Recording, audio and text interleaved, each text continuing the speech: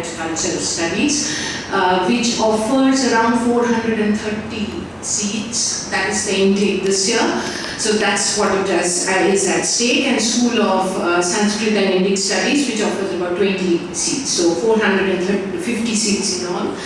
And the conduct of the examination at the undergraduate level in CUET is still in progress. That is, the exams are over, some of the sharing of the answer keys are over, the final one is not over. Today is the repeat exam, so which means the process is still on. Therefore, we have absolutely no idea whatsoever when the academic calendar so far as the undergraduate programs are going to start. But this is the most ahead out of the three programs. So masters, that is the postgraduate program, a little bit follows after the undergraduate program, and by 11th of September the last exam got over. So you can absolutely understand that there also we have no idea as to what impact this would have when the admissions would actually happen. But an undergraduate program has 1,500 seats, which is the largest program, largest number of seats which are being offered out of these three programs. The last one, which is the PhD program, and MPhil has been scrapped in the last three. This is the third year running where MPhil has been scrapped. Now, here we have a greater difficulty because the NTA, which is the National Testing Agency, which is conducting all the exams, we have come to know that around as late as third week of August, it has communicated to JNU and other 19 other universities who opted for this, that it will not be able to conduct the CUET exam. So we have really a situation where we do not know what is going to happen at all, so far as this exam is concerned. And so far as the university from, our insight into the JNU tells us that no statutory processes which is required for actually holding a separate kind of examination when you are changing the mode of exam, none of that has happened.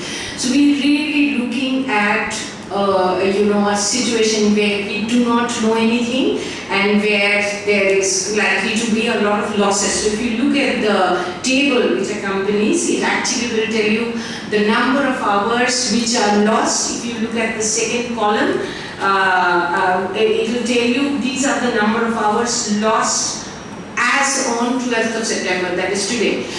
If you were to lose 12 weeks, that is, this is just a benchmark, then you would lose this many hours of teaching.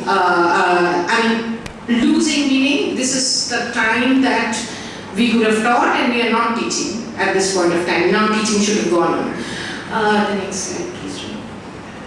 Okay, now how did we end up here? Broadly, it is under the NEP framework that we have really one nation, one exam policy, which means that across the universities, you have this model which is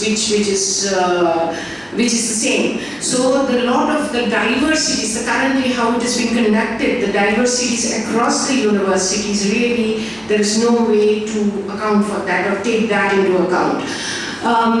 It also means that it is a one-size-fits-all, which is across the different programs, like what you have for the undergraduate model, postgraduate model, and the research model. You have similar kind of structure. Also, along with this, what is really important to note that all the universities, including JNU, is governed by the Universities Act. The JNU Act, for example, was passed in the Parliament. It gives us a certain kind of autonomy to actually choose across disciplines the kind of model which is the best suited for recruiting or selecting students and the admission process. And that is something which has been completely taken away from the university scenario. Now, the impact, the kind of impact that it would have, one is that, the other colleagues will talk about the detailed impact, but you really have a lot of problems in the teaching and learning process which is supposed to go on. Two examples would be staggering of semesters and a decline in the quality of teaching and academics, research also.